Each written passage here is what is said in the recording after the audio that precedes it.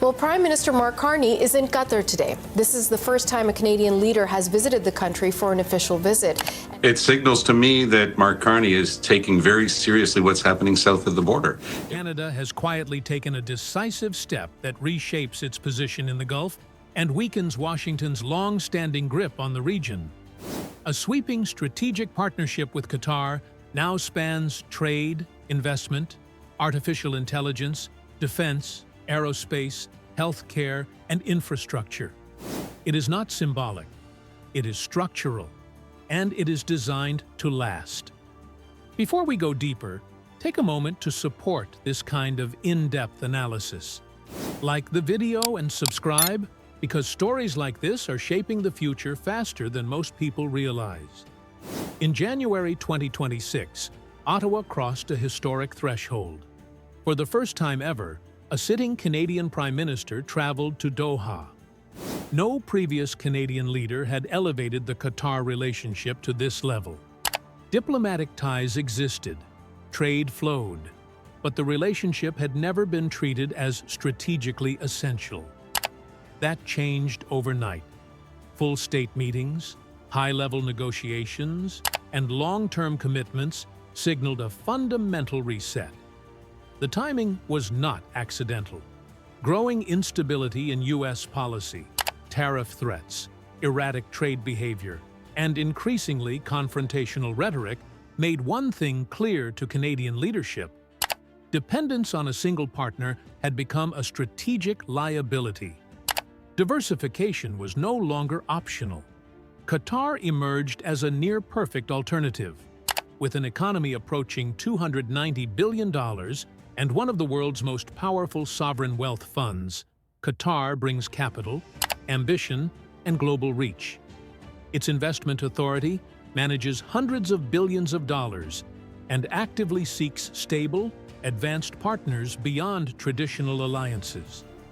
Canada, meanwhile, needs capital for infrastructure, energy transitions, defense modernization, and next-generation technology. The alignment was immediate. The resulting partnership covers virtually every growth sector of the Canadian economy. Two-way investment acceleration, artificial intelligence and quantum research cooperation, aerospace manufacturing and training, defense technology and security collaboration, advanced manufacturing, agriculture and food systems. This is not a narrow trade deal. It is a comprehensive framework that embeds both economies together. One of the most consequential moves is in defense. Canada established a permanent defense cooperation office in Doha, something it had never done before in the Gulf. This creates continuous military-to-military engagement, streamlines defense exports, and enables long-term collaboration rather than one-off arms sales. Training programs, joint exercises, strategic consultation, and technology cooperation now sit at the core of the relationship. For decades, the United States assumed near-total dominance over Gulf defense relationships. Massive weapons contracts, regional bases, and deep operational ties created the perception of an unbreakable monopoly. Canada has demonstrated otherwise. By offering advanced capabilities without political pressure, policy demands, or sanction threats, it has created an alternative that Gulf states actively welcome. Canadian defense firms stand to benefit enormously.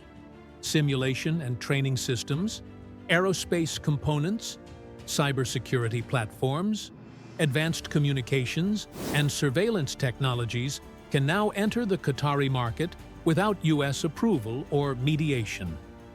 The new defense office removes friction, accelerates negotiations, and opens doors that were previously closed. Technology cooperation pushes the shift even further.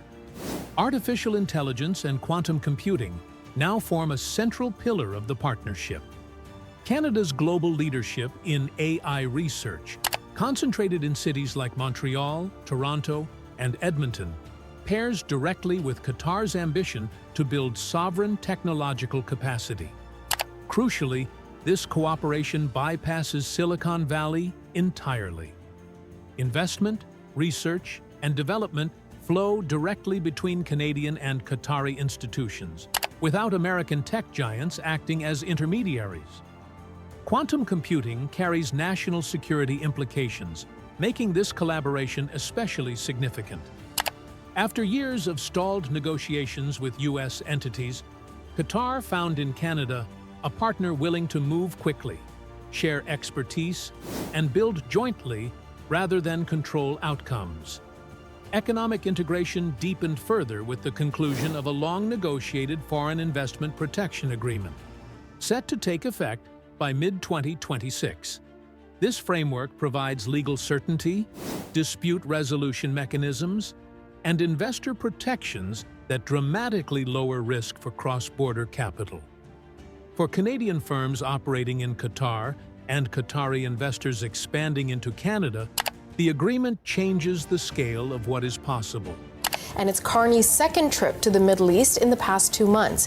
He is trying to diversify trade away from the United States. The structures now in place cannot be undone easily because they are no longer theoretical. Capital has already been committed. Offices have been opened. Legal frameworks have been finalized. Training pipelines are operating. Research partnerships are underway. Supply chains are being redesigned around new assumptions. These are not announcements designed for headlines. They are operational realities embedded into budgets, contracts, and long-term planning cycles. Investments of this scale create gravity.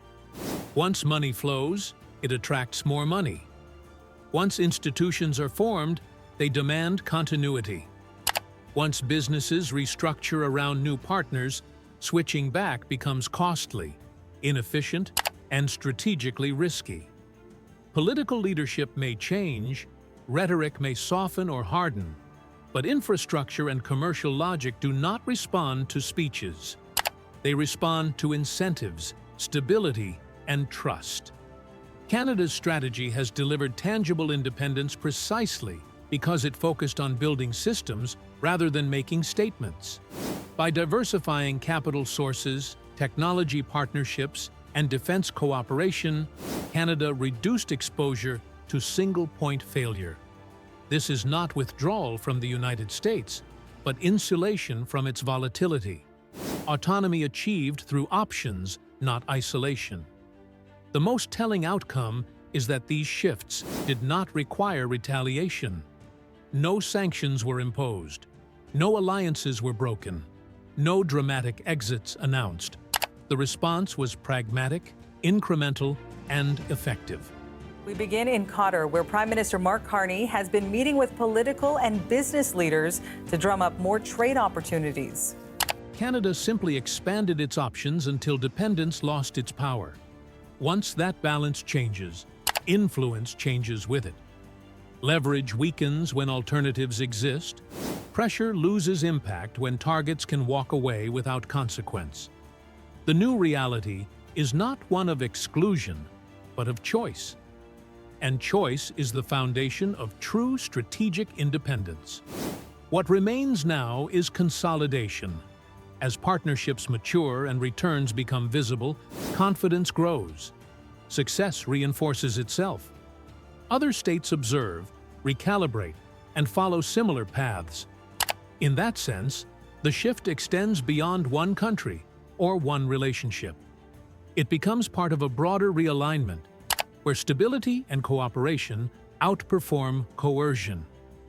This is how power actually moves in the modern world. Not through dramatic breaks, but through quiet construction. Not through threats. The stakes for Prime Minister Mark Carney here in Qatar are not nearly as high as they were. Carney is the first Canadian Prime Minister to visit Qatar, and his aides say his visit here is part of the Carney government's deliberate and ongoing attempt.